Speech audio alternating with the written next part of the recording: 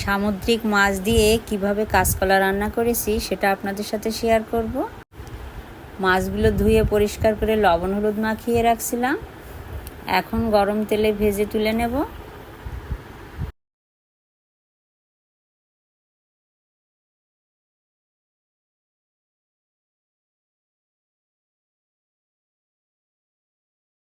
তারপর কড়াইতে তেল দিয়ে পেঁয়াজ আর কাঁচামরিচ লাল করে ভেজে নেব।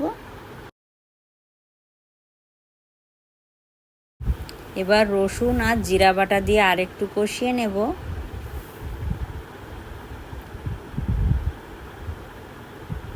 তারপর কাঁচকলাগুলো দিয়ে দেব। এবার লবণ আর হলুদ দিয়ে আরেকটু কষিয়ে নেব। সাথে জিরা গুঁড়াও দিয়ে দিলাম এবং ধনিয়া গুঁড়াও দিয়ে দিলাম।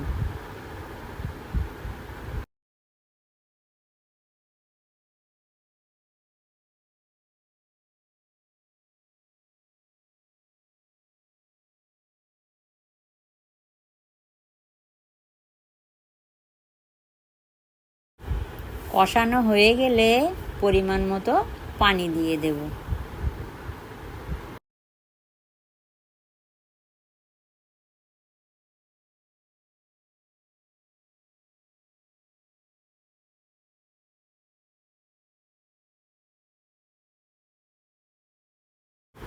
তারপর যখন বলক চলে আসবে তখন ভেজে রাখা মাছগুলো দিয়ে দেব।